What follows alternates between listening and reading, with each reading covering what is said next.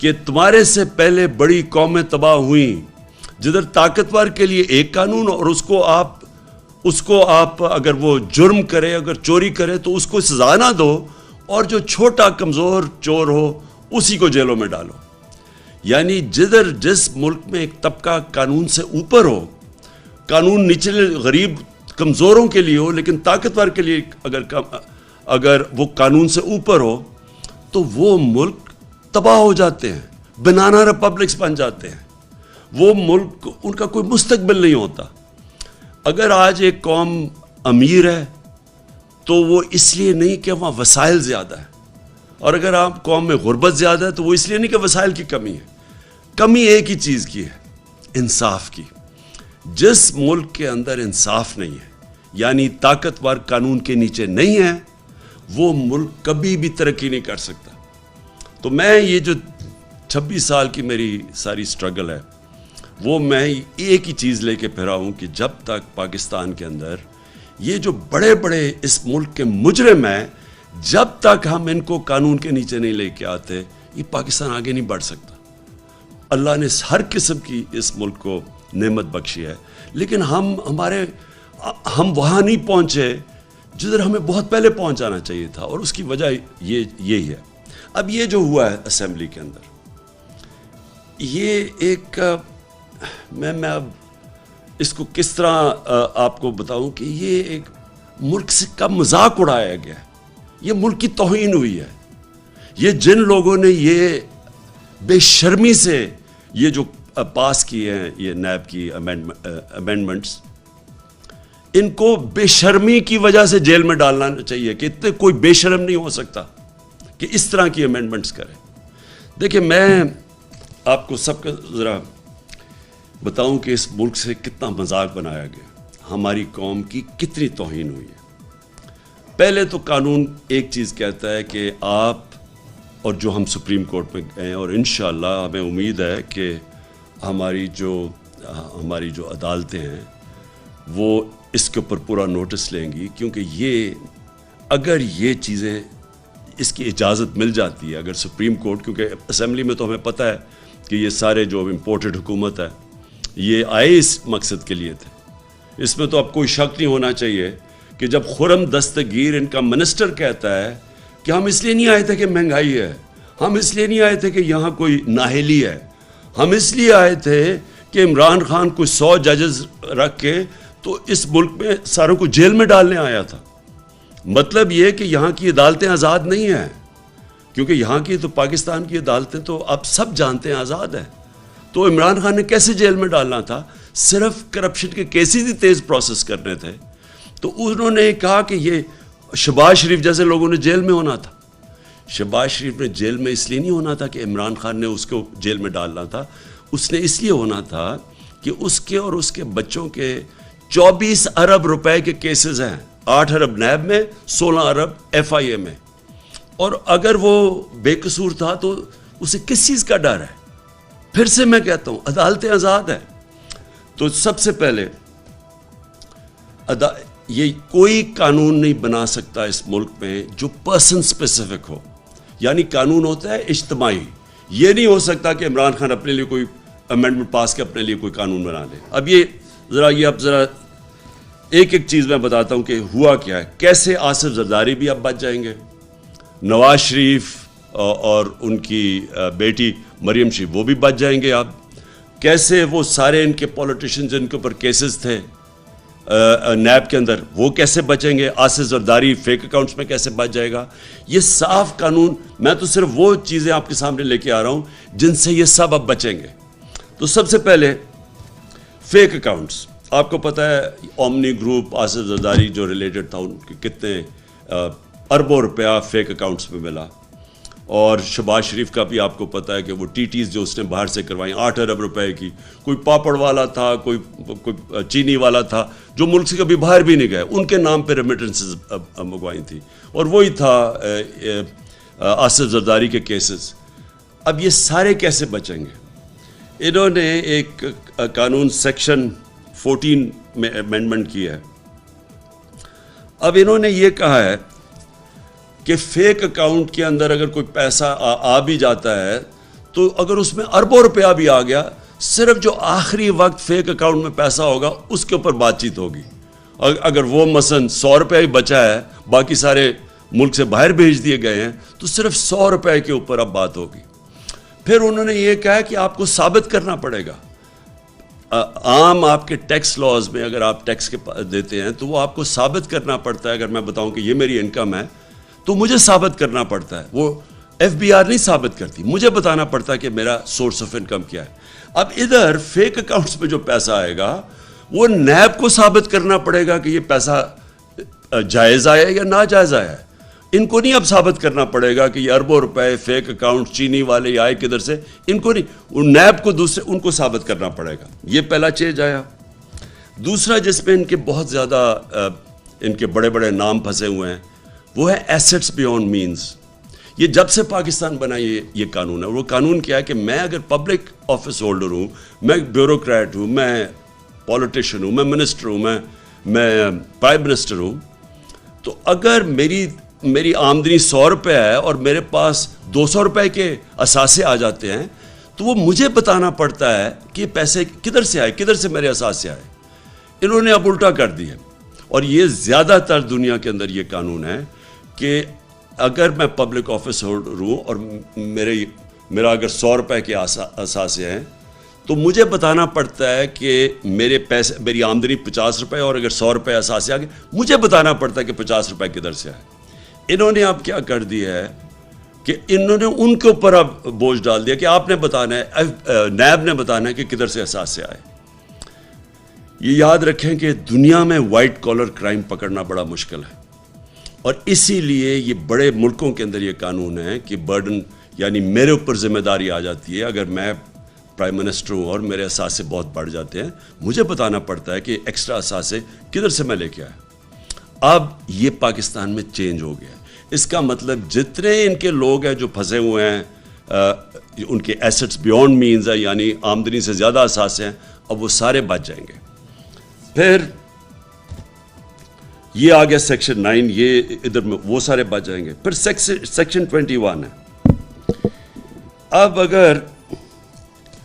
اگر ہمیں، اور یہ ذرا غور سے سنیں، اگر ہمیں یہ انفارمیشن باہر سے آتی ہے کہ جناب انفارمیشن آتی ہے کہ جی عمران خان کے وہاں اتنے بڑے پیسے پڑے ہوئے ہیں، عمران خان کے وہاں کتنے لاکھ پاؤنڈ کروڑ ڈالر پڑا ہوا ہے.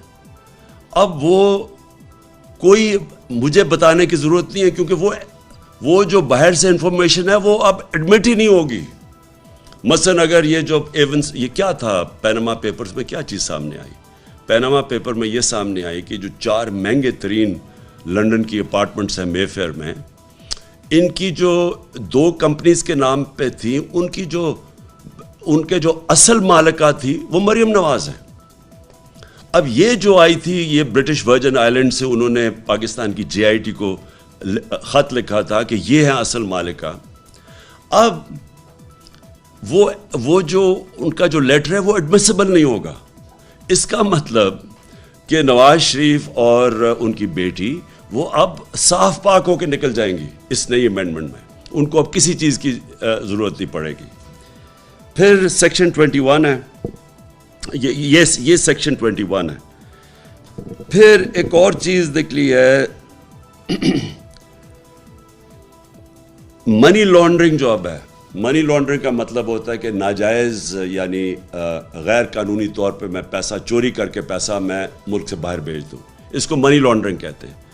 اب یہ جو منی لانڈرنگ ہے یہ نیب کے سے انہوں نے نکال لی ہے، اور اب یہ صرف ایف آئی اے کے نیچے آ گئی ہے منی لانڈرنگ. تو جتنے بھی منی لانڈرنگ کے کیسز تھے وہ اب نیب سے نکل جائیں گے، اور وہ جو اس کے اندر شامل ہے وہ بھی اب بچ جائیں گے. اور ایف آئی اے کس کے نیچے ہے؟ ایف آئی اے نیچے ہے ویسے ہی انٹیریئر منسٹر یعنی رانا ثناء اللہ کے نیچے ہے. اور اب اور جو نیب ہے نئے قانون میں وہ بھی آ جائے گی رانا ثناء اللہ کے نیچے. تو اس میں بھی اب سمجھ لیں کہ رانا ثناء اللہ اب ایکشن لے گئے شریف برادران کے اوپر یا آصف زرداری کے اوپر، یہ اب آپ کے سامنے ہے. اور پھر ایک اور چیز ہے بے نامی. اب میں اگر فیصلہ کروں کہ پیسے چوری کر کے اور میں اپنے رشتہ داروں کے نام دے دوں میرے بیٹے باہر لنڈن بیٹھے، میں ان کے نام دے دوں، تو اب میں بچ جاؤں گا. یعنی مجھے کوئی نہیں پوچھ سکتا کہ اگر میرے بینامی میں کسی اور کے نام پہ پراپرٹیز کر دوں. یہ سب سے بڑا ظلم ہونے جا رہا ہے. اجازت دی جا رہی ہے آپ کہ کوئی گورنمنٹ میں، سرکاری گورنمنٹ میں بیٹھا ہو، کوئی منسٹر ہو، کوئی بیوروکریٹ ہو، وہ جو بھی اب پیسے بنائے وہ اپنے بچوں کے نام کرے، رشتہ داروں کے نام کرے، وہ اب جواب دہ نہیں ہے. یہ دنیا کے اندر اس طرح کا قانون نہیں ہے، یہ جو انہوں نے بنا دیا. کہنے کا میرا مقصد یہ ہے کہ یہ پاکستان سے اگر خدا نہ خواستہ ملک کے اوپر کوئی بمباری بھی کوئی کر دینا تو اس سے بھی بڑا یہ جرم ہوا ہے. یہ صرف یہی نہیں کہ یہ صرف سب بچ جائیں گے، ان کی چوری اب ساری بچ جائے گی. اور یہ جو خرم دستگیر نے، جو پھر سے میں کہہ رہا ہوں، اس نے یہی کہا کہ یہ ساروں کو ڈر لگا ہوا تھا کہ عمران خان NRO نہیں دے رہا. 3.5 سال انہوں نے مجھے مسلسل بلیک میل کیا. آپ کو پتہ ہے ہر جگہ انہوں نے، ہر موقع پہ انہوں نے مجھے بلیک میل کیا کہ ان کو NRO دیے. اوپر سے کہتے تھے کہ ہم کوئی NRO نہیں مانگ رہے.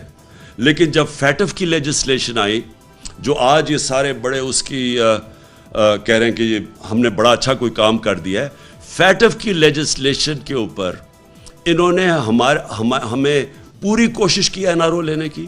اس طرح کی امینڈمنٹس لے کے آئے. جب ہم نے نہیں کیا تو انہوں نے پوری کوشش کی ہمیں بلیک میل کرنے کی کہ وہ لیجسلیشن نہیں پاس ہوگی. اس کے بعد انہوں نے واک آؤٹ کیا اسمبلی سے، جبکہ میں ان کی بات نہیں مانا NRO کی.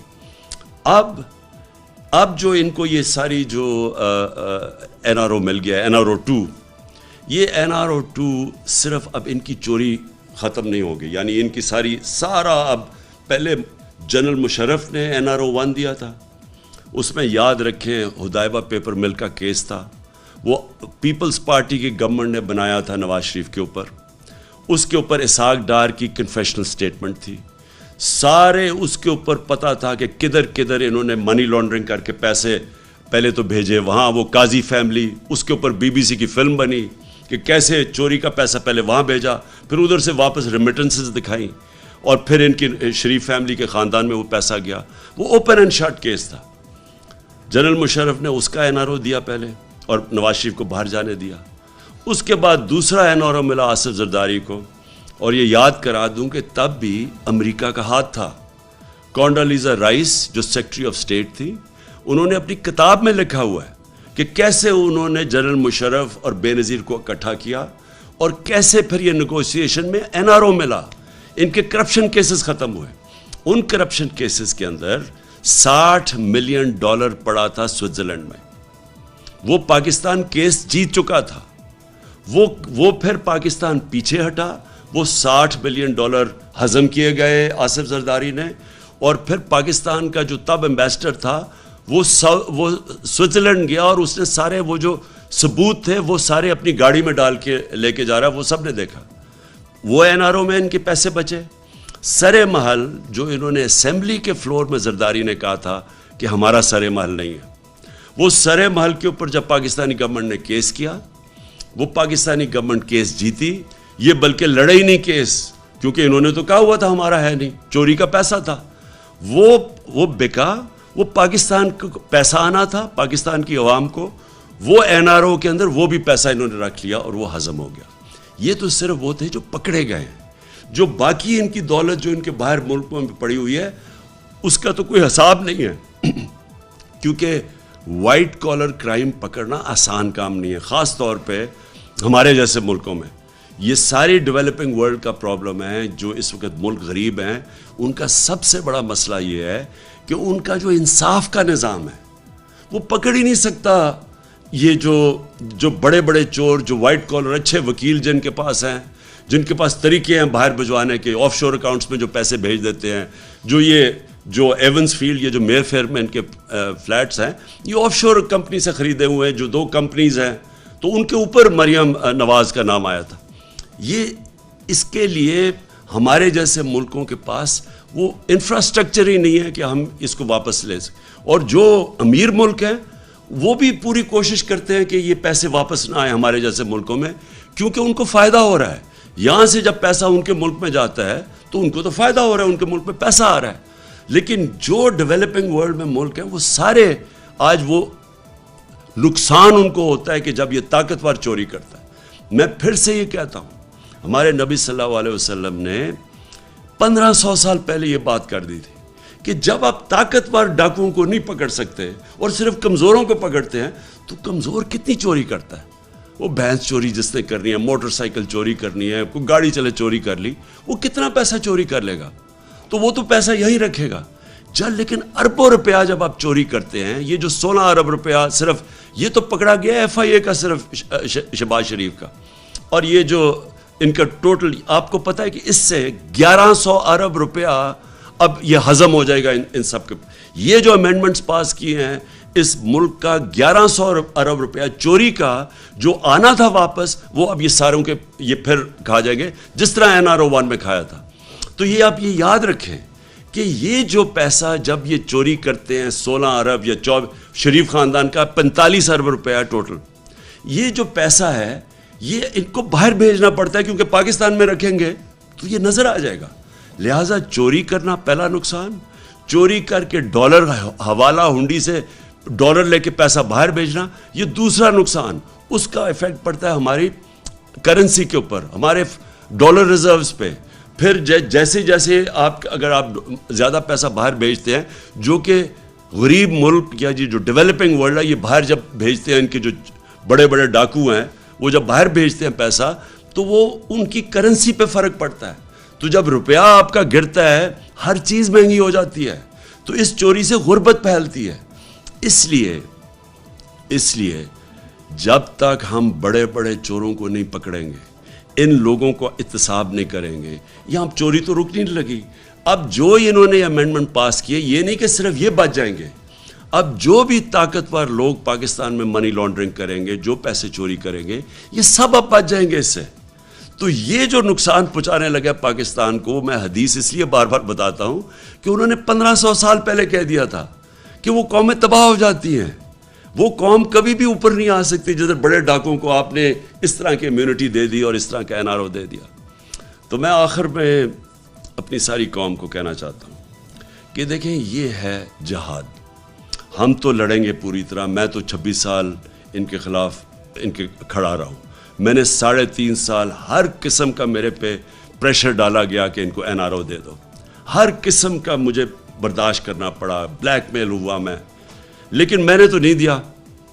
اب انہوں نے آ کے واپس یہ سازش کے تحت اب واضح ہو جائے کہ ان کا واپس آنا کوئی اس ملک کے اندر مہنگائی کا کم کرنا نہیں تھا.